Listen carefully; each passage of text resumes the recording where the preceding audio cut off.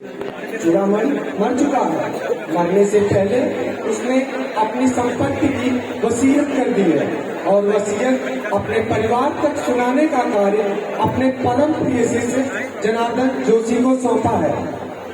आप सभी के सामने दिवंगत चूड़ामणि की भूमिका में ऋषभ गुप्ता, इनकी पत्नी जशोदा देवी की भूमिका में इंद्रविश, जनार्दन जोशी की भूमिका में परितोष पांडे, बड़े बेटे लालमणि की भूमिका में शशांक पाठक, छोटे बेटे नीलमणि की भूमिका में अंश कुमार, बड़ी बहू नीरजा की भूमिका में अंशिका, छोटी बहू मधुरिमा की भूमिका में सैलवी है। चूड़ामणि की 3 बेटियां हैं। बड़ी बेटी की भूमिका में सलोनी अस्थाना, मझली बेटी की भूमिका में नीलाक्षी मिश्रा एवं छोटी बेटी की भूमिका में पूजा राय है। चूड़ामणि के 3 दामाद, बड़े दामाद की भूमिका में ऋतु मिश्रा, मझले दामाद की भूमिका में ऋषिकेश, छोटे दामाद की भूमिका में मोंटी राजा है। चूड़ामणि के भतीजों की भूमिका में शुभम, दीपक और नरोत्तम है। घर के सेवक बुधई की भूमिका में आर्यन निगम है। अब आगे का दृश्य, सभी परिवारजन बैठे हुए हैं, तभी जनार्दन जोशी का प्रवेश।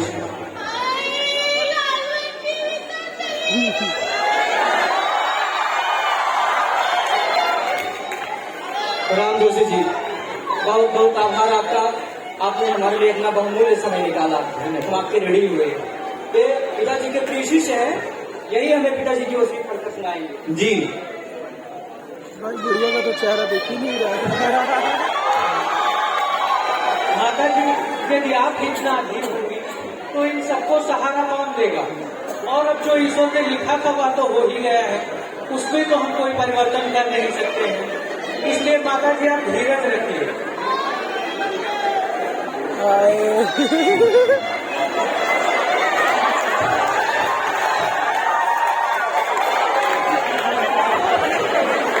बाहरों धूल बरसाओ। मैं अपने परम पूज्य गुरु जी की आत्मा की शांति की कामना करता हूँ। गुरुदेव, आप जिस भी लोक में हो, पुण्य के भागी बने। आप स्वर्ग में हो गुरुदेव।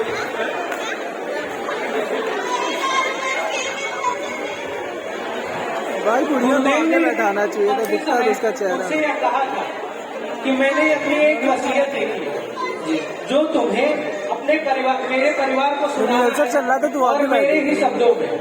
अवश्य जोशी जी, आप सर्वप्रथम स्थान ग्रहण करिए, तत्पश्चात वसीयत पढ़ने की प्रक्रिया शुरू की जाएगी। आप बैठिए। बुधई काका, इधर आइए। जोशी जी के लिए सरकार की व्यवस्था कीजिए। बैठ।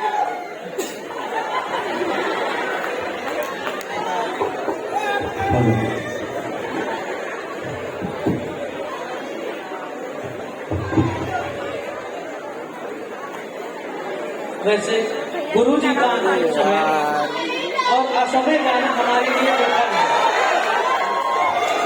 मुझे नहीं लगता था कि गुरु जी हमें छोड़कर इतनी जल्दी चले जाएं। अरे जोशी जी, ये सब बातें तो होती रहेंगी, आप वसीयत तो पढ़िए।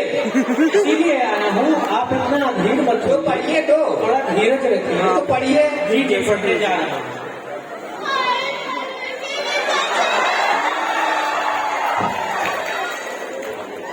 वसीयत के सबसे पहले गुरु जी ने लिखा है, मैं चूड़ामणि आदेश देता हूँ कि मेरा दाह संस्कार करने वाले व्यक्ति की पत्नी सूतक हट जाने के 6 महीने तक नित्य प्रति सुबह स्नान करके 11 ब्राह्मणों की रसोई अपने हाथों से बनाकर उन्हें भोजन कराएगी।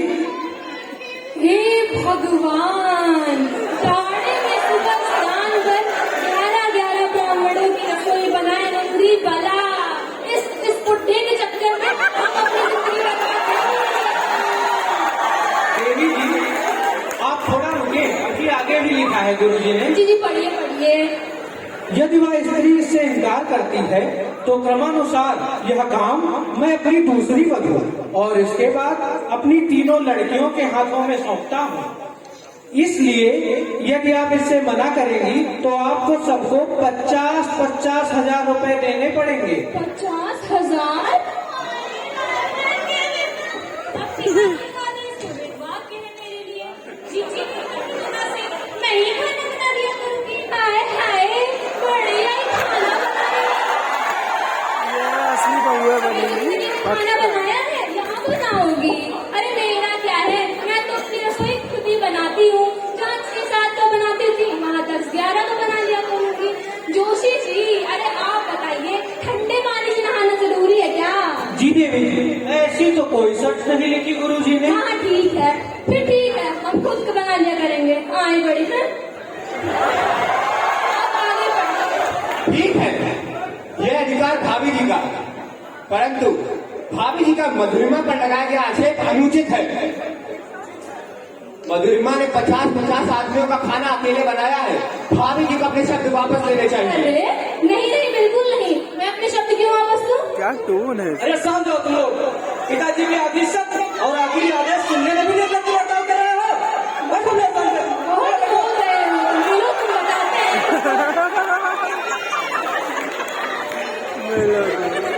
अब आप लोग धैर्य से दूसरा अंश सुनिए।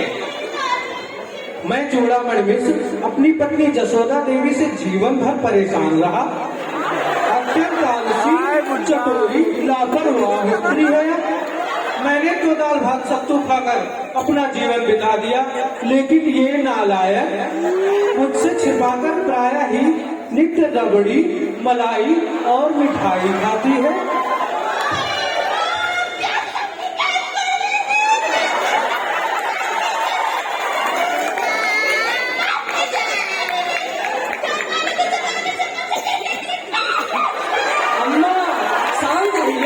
पिताजी के लिए ऐसे अंधविश्वास का प्रयोग मत कीजिए। अब शांत रहिए, शांत रहिए अम्मा, बैठिए आप। माता जी आप धैर्य से सुनिए, गुरु जी ने आपके लिए कुछ निर्धारित किया है। चाहिए क्या? मेरी मृत्यु के बाद इस मूर्ख को मेरे पुत्रों पर निर्भर रहना पड़ेगा, जो कि हैं अपनी जोड़ुओं के गुलाम।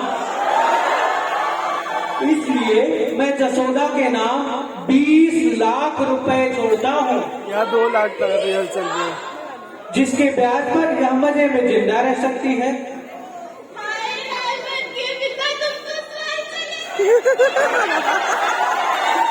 गुड़िया हो तो है जी। यह सब कारण आप बाद में कर लीजिएगा। पहले मैं ये वसीयत पढ़ रहा हूँ, इसको खत्म कर दीजिए। जी जी आप करिए। अगला अंश, मैं चूड़ामणि मिश्र अपनी पुत्री सरस्वती के पति ज्ञानेंद्र से अति खिन्न हूँ। 1 हफ्ता पहले मैंने खबर पढ़ी थी कि ज्ञानेंद्र के विरुद्ध 5 लाख रुपए गबन की इंक्वायरी चल रही है। इसका अर्थ है कि ज्ञानेंद्र बेईमान और रिश्वतखोर है। हाँ, मैं न्यूज़ फुटे के मरने लगा। बाकी सब साधुओं पे गए हुए हैं। आप किस फुटे के लड़ रहे हैं जो पहले से बदसूरत, बदजुबान और बदइंसान रहा है? मरने से पहले मैंने सिर्फ पूरे याद किया था। शांत हो जाइए। बैठ जाइए। बैठ जाइए।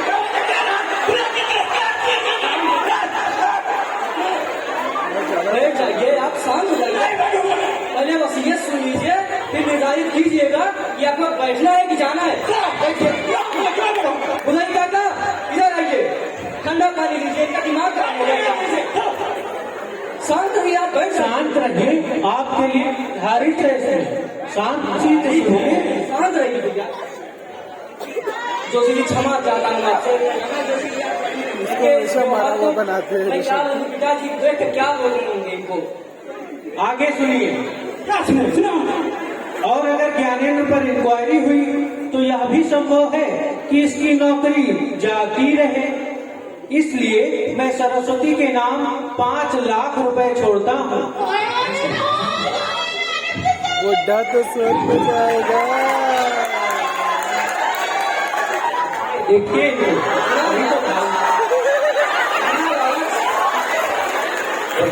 आइए बैठिए। अभी तो भाग रहे थे पैसों के लिए, अब तुम पढ़ो। इतना लालच उचित नहीं है। अब तुम हमें समझाओगे कि क्या करना है हमें? आप चुप रहिए। मिल गया। तुम शांत भी रहो, भी तुम्हें हम बताते हैं। अब अगला अंश आप लोग ध्यान से सुनिए। मैं चूड़ामणि मिश्र अपनी दूसरी लड़की सावित्री से हमेशा संतुष्ट रहा, अत्यंत सुशील विनम्र रही है। भगवान की भी इस पर कृपा है। इसके पति जयनारायण का ऊंचा कारोबार है। सावित्री और जयनारायण को मेरा सत सत आशीर्वाद। वसीयत के अनुसार हमें भी कुछ मिलेगा या नहीं? मिला तो है, ढेर सारा आशीर्वाद। बेटा इधर मत आना। पिताजी हमेशा हम लोगों से चलते रहे, हमारी सफलता का बखान करते रहे। इन्हें क्या पता में 2 लाख का घाटा हुआ है। क्यों घर का कच्चा चिट्टा खोल रही हो? घाटा तो हमें हुआ। कोई भूषण पूरा इसकी पूर्ति करेगा क्या? तिवारी जी, ये दारू वाली देनी होगा अपने गली मोहल्ले में देना। यहाँ लोगे तो मुंह तोड़ दिया जाएगा। साढ़े साहब बैठ जाइए। लड़ लीजिए आप लोग। कहिए तो यही अखाड़ा खुलवा दे। अरे कुछ संस्कार दिखाइए। लालच में इतने सराबोर हो गए हैं आप लोग। शांत रहिए, वसीयत सुनिए, पिताजी का आखिरी शब्द है। अब अगला अंश है, पहले पूरा हो जाने दीजिए, फिर लड़िए झगड़िएगा। कहाँ जाना? मैं चूड़ामणि अपनी छोटी लड़की सौदामिनी का मुंह नहीं देखना चाहता। मेरे नाम को कलंकित कर रही है यार। बाल कटे हुए हैं, अंग्रेजी में बात करती है, और मुझे यह भी बताया गया है कभी कभी सिगरेट और शराब भी पी लेती है। ये सब छोटे नीला नहीं है। मैं हूँ। काम करते रहे कभी तो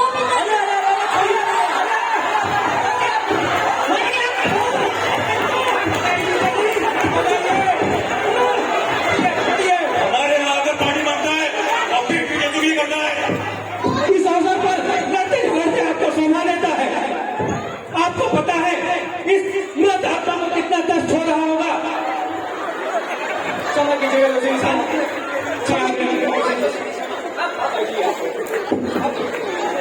आप बैठिए। पानी पीजिए। लगता ही नहीं है इस सभा में सब सभ्य लोग बैठे हैं। आप लोग समझदार और जिम्मेदार हैं अपने घर के। पिताजी ने आपसे अपेक्षा नहीं की होगी। इतने लालची, इतने निकृष्ट हो गए हैं आप लोग। वसीयत सुन लीजिए निर्बाध रूप से। आगे सौदामिनी के लिए लिखा है। बुराई काका, इनको छाछ और पानी की व्यवस्था कीजिए। दिमाग गर्म हो गया एकदम से। क्या काम किए हो अभी? चुप रहिए आप। लेकिन इस समय मुझे लगता है क्या चाहिए पानी? देखिए निर्लज हो गए हैं। लालच। वैसे बुराई काका, आपने छाछ तो बड़ी तगड़ी बनाई है। छाछ बहुत तगड़ी है दामाद जी। अरे छाछ तो और तगड़ी होती यदि बिना ना चाट गई होती। ऐसा ही बता होना चाहिए इनके साथ। क्या बता सिखा रहे हैं आगे सुनिए। लेकिन इस समय मुझे लगता है कि मुझसे सौदामिनी के प्रति अन्याय हो गया है। संजीवन फौज में बड़ा अफसर है। चीन की फौज से, पाकिस्तान की फौज से लड़ा है। सौभाग्य से जीवित बचा हुआ है, लेकिन मृत्यु की छाया उसके सिर पर मंडराती ही रहती है। पास में पैसा भी नहीं है। अगर मर जाएगा तो सौदामिनी और उसके बच्चों को भीख मांगने की नौबत आएगी। इसलिए मैं 7 लाख रुपए की व्यवस्था सौदामिनी के लिए करता हूँ। अरे भाई साहब, आपकी वजह से, उस खूसट ठूले की वजह से मुझे 7 लाख रुपए मिले हैं। अब तो जिंदगी आराम से कटेगी। तुम्हें शर्म नहीं आती है? अपने पिता तुम ससुर जी को खूसट ठूला कहते हो? ऐसा हृदय परिवर्तन हो गया पैसा पाकर आपका। इस बूढ़े ने हमको 7.5 हमको 5 ही दिया।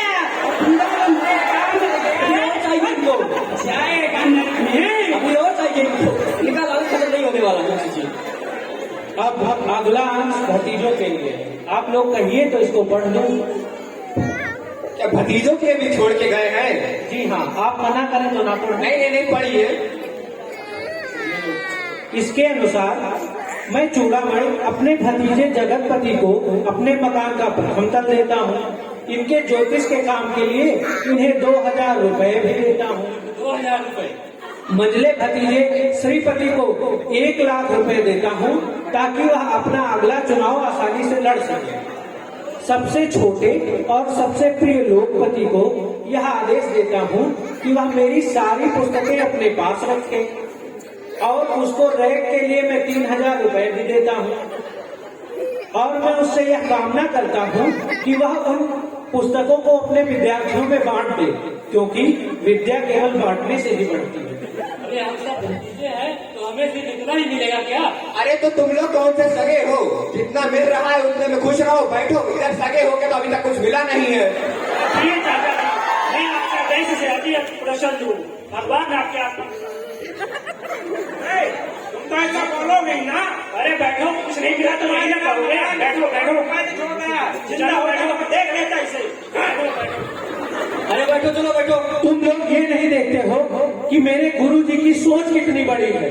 विद्या बांटने से बढ़ती है। देखो तुम लोग आपस में लड़ो नहीं, उनकी सोच तो देखो। अब इसमें अगला अंश बुधाई के लिए, यदि आप लोग कहें तो उसको भी पढ़ दो। जोशी जी, बुधई काका हमारे परिवार के सदस्य हैं, बिल्कुल पढ़िए। मैं चूड़ामणि मिश्र अपने सेवक बुधई से अति संतुष्ट हूँ, जो पिछले 20 वर्षों से मेरी बड़ी ही लगन से सेवा कर रहा है। इसलिए मैं अपने सारे बचे हुए कपड़े और भंडार का सारा सामान बुधई के नाम करता हूँ।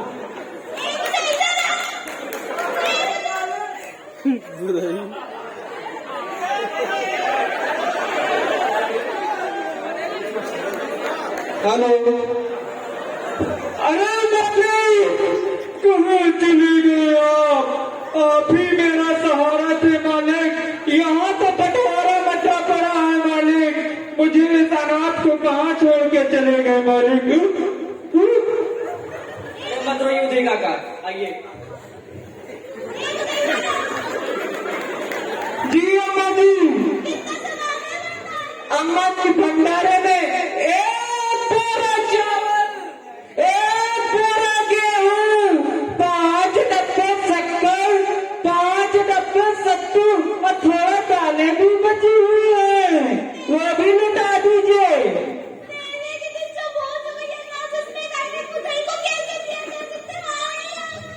तेरहवीं भोज का इंतजाम लालमणि को करना है। इसके लिए यह समर्थ है और यदि यह चाहे तो बुधई से पैसा देकर वह अनाज खरीद सकता है। परंतु क्या आप ये इसमें सहमत हैं? बुधई काका से हमें कुछ नहीं चाहिए। पिताजी ने उन्हें जो दिया है उनके पास रहने दीजिए। मैं समर्थ हूँ, मैं पिताजी का प्रबंध करूंगा जो करना होगा। ऐसी सोच होनी चाहिए आप लोगों की। सीखिए कुछ, रोज सिखा रहे हैं। पिताजी हमारे लिए पूजनीय रहे हमेशा से, लेकिन पता नहीं कहाँ से इन लोगों को संस्कार आ गया। पिताजी ने कभी नहीं सिखाए थे। अब इस वसीयत का मैं आखिरी अंश पढ़ने जा रहा हूँ, इसलिए आप लोग भी धैर्य से सुनिए। वसीयत खत्म होने को आ गई, सगों को कुछ मिलेगा कि नहीं? आप भी बहुत पैसों के लालची हैं। यही संस्कार मेरे गुरु जी ने दिए हैं। पैसा तो मिले। मेरे प्रिय अनुज, पुत्रोत व्यवहार कीजिए। भाई वो निकलने नहीं दे। शांत रहिए। पिताजी पंडित थे, उन्होंने हमें क्या सिखाया भूल गए हैं। भाई आज तो पूरी कोशिश कर लिया, निकलने नहीं दे। सुनिए अगला अंश। मैं चूड़ामणि मिश्र अपने मकान के रूप में अचल संपत्ति तथा बैंक में जमा 50 लाख रुपए का स्वामी हूँ और यह संपत्ति मैं अपने दोनों पुत्रों में आधी आधी बांटता हूँ। और इसी के साथ यह वसीयत समाप्त होती है। इसमें अंतिम फुटनोट मेरे लिए भी है। जोशी जी, आप हमारे पिताजी के सबसे प्रिय शिष्य रहे हैं। उन्होंने बिल्कुल आपके लिए लिखा होगा, हमें पता था।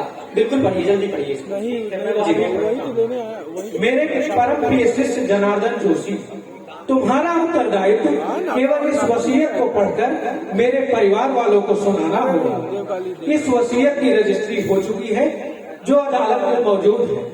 जनार्दन, तुम हमेशा भावनात्मक प्राणी रहे हो।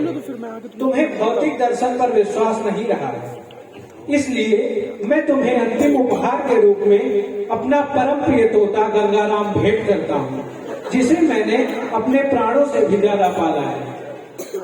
और इसी के साथ यह वसीयत समाप्त होती है। गंगारा मिल गया। बहुत बहुत धन्यवाद जोशी जी, आपने हमारे लिए इतना कष्ट सहा। हम आपके ऋणी हो गए हैं जोशी जी। आपने पिताजी के आदेश अक्षरशः हमें सुनाए हैं। यह तो ठीक है, पर अब मैं जाके गुरुजी की अंतिम इच्छा के अनुसार ये अदालत में जमा करता हूँ। बुधाई काका, आप गंगा राम को लेते आइए। वैसे आप लोगों का आचरण देख के मैं धन्य हो गया। क्या मेरे गुरुजी के तो संस्कार नहीं हो सकते। गंगा राम, आज से तुम मेरे साथ रहोगे। चलो। जोशी जी, आप तेरही के भोज में सादर आमंत्रित हैं। आप लोगों का व्यवहार देख के मैं कृतकृत्य हो गया, परंतु गुरु जी की अंतिम श्राद्ध है तो मैं अवश्य आऊंगा। आ जाइएगा, पूरी उड़ी खा जाइएगा। ये भी पूरी खिलाट है। तो देखा आप सबने, मेरे परिवार वालों ने मेरी मृत्यु के बाद ना जाने कैसे कैसे शब्दों का प्रयोग किया मेरे लिए। मैंने अपनी पूरी जिंदगी इन्हीं के लिए कमाया, ना खुलकर खाना खाया, ना अच्छा पहनावा किया, बस इन्हीं की चिंता में मैं लीन रहा। मुझे क्या मिला मेरे पास? बस गाली खाने को मिली। ये नालायक स्त्री मेरे पल्ले पड़ गए। ऐसे कुपुत्रों को मैंने पैदा किया, क्या मिला मेरे को? ये दामाद पीठ पीछे मुझे इतना गाली देते थे। हे राम, तो मेरा आपसे यह विनम्र निवेदन है कि भविष्य की चिंता आप भविष्य पर छोड़ के अपने आज को खुल के जी लीजिए, क्योंकि बाद में मरने के बाद किसी का सबका यही हाल होता है। स्वस्थ रहिए, स्वस्थ रहिए। धन्यवाद।